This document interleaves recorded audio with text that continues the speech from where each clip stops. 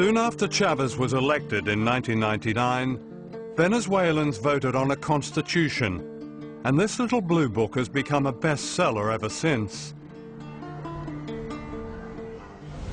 This is one of a chain of supermarkets set up in the barrios, funded by the proceeds of oil. Here prices are kept low, and on the back of every rice and soap powder packet are printed people's rights under the Constitution. Does it really mean something to you to see it there? No, claro, porque yo no sabía lo de que teníamos derechos como cualquier otro, pero y en este que nos habla en el artículo número 23, ¿verdad? Que nos habla de la política nacional y legislación, mira, todo eso es, esto por lo menos nosotros nos instruye. Democracia, lo dije hace un rato, delante de nuestro pueblo. Como dijo Lincoln, son definiciones sencillas. Ahora, lo difícil es llevarlo a la realidad. Aquí estamos llevándolo a la realidad. Gobierno del pueblo, por el pueblo y para el pueblo. A una sociedad de incluidos y de iguales, donde no haya exclusión, donde no haya miseria, donde reinen los valores humanos.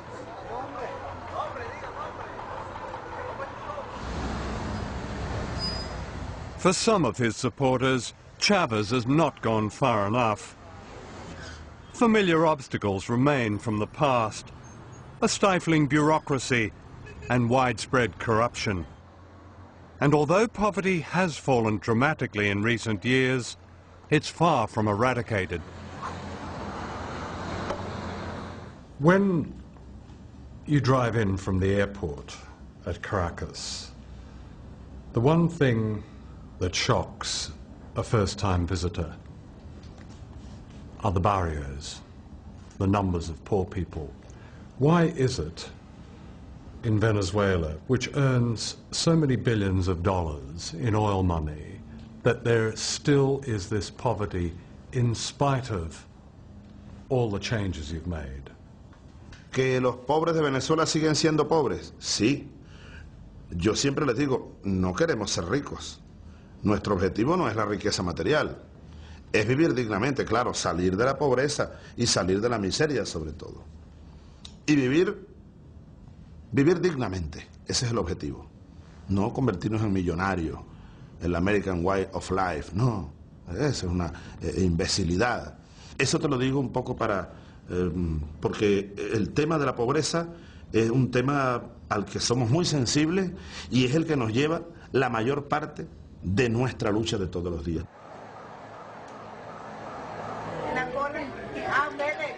The daily struggle is made easier here.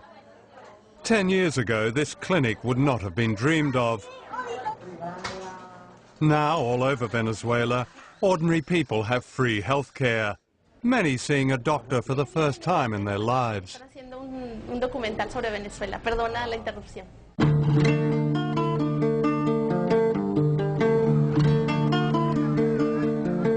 For the first time, children of the poorest have a full day at school and at least one hot meal a day.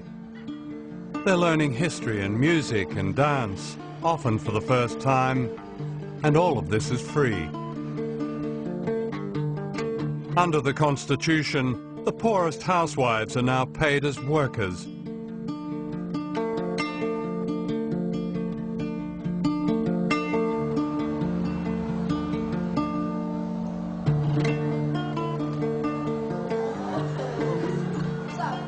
Desde el mismo nivel y vamos todos, nos preocupamos del compañero que... There is now close to full literacy thanks to classes like this, catering to those like Mavis Mendez, aged 95, now reading and writing for the first time.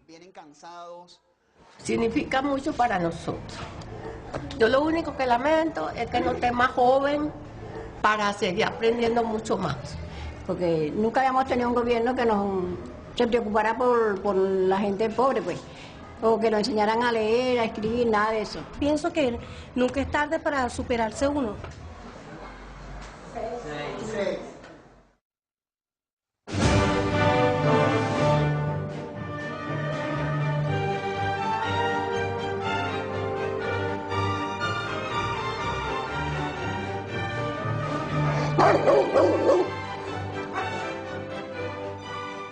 This is East Caracas, home to some of the wealthiest people on earth, and what they call here the middle class. I dropped in on John Vink, who agreed to show me around his grand house. Wow, this is such a striking house. Thank you. My goodness. Thank you. Yes. You've been here long, have you? Is this, yes, I did. This is the family home? My family home. We grew up here. John Vink has travelled the world collecting objets d'art. Have you collected all the silverware and chandelier? Is that? Yes, that one I brought from Spain. Yeah. This is a collection of dark blue. That's why I have them over there so they don't break. This is from Peru. It's silver. But you're thinking of leaving? Yes. Yes. Why is that? Well, the situation of the country. It's getting day by day worse, and so. In what way? Can you? In the political way. Yeah. We thought that this gentleman that's now in power, that he would change the whole situation, because it was a mess. Yeah. But now it's a whole mess. John Vink's view is echoed by Venezuela's powerful media.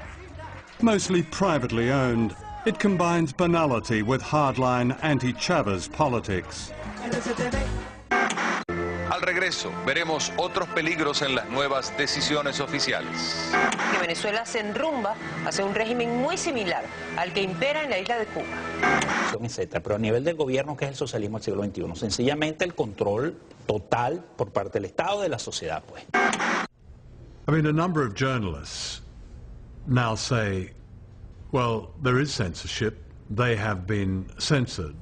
How can that be? They speak out every morning. They have their shows every day. They speak out, you know, constantly against the government every day. I mean, how can they say this? I don't know if you have seen the programs that they have. Well, anybody that comes to Venezuela and spends 2 days looking at these channels knows that there's no censorship in Venezuela. You just have to sit down and see those opinion programs between 6 o'clock and 8 o'clock in the morning. Cuba está evolucionando de fascista a nazi. ¿Qué es un nazi con diferencia a un fascista? Fundamentalmente que el nazi asesina. I mean, I don't think in any part of the world you hear the things that they say about President Chavez, about his cabinet, his ministers, the governors, the policies, whatever. I mean, it's even obscene in some ways. It seems to me that everything, including the weather, is being blamed on Mr. Chavez. Nobody blames Mr. Chavez for the weather because it's the only thing left which still works. Okay, all the other things fell apart entirely. We're talking here 1914, Bolshevik revolution, Russia. This is what's taking place here. And if you go now wait a minute. Look, we're sitting here in your wonderful apartment overlooking Caracas. In Venezuela, you say, es su casa. This is your home. And if you're comparing this with the Bolshevik Revolution, there are no revolutionaries banging on your door, and none of your companies have been invaded. Your good life hasn't really changed. It hasn't changed, has it? Yeah, but as I said before, it is now on a wait-and-see position. If I had come today on a 2-year contract, as I did in 1976, I would fulfill my contract, pack my luggage and go, because I don't see any more future. His critics accuse Chavez of building another Cuba, of being another Castro. And although he recently announced temporary presidential powers that bypass Parliament, he maintains that his aim is solely to speed up reform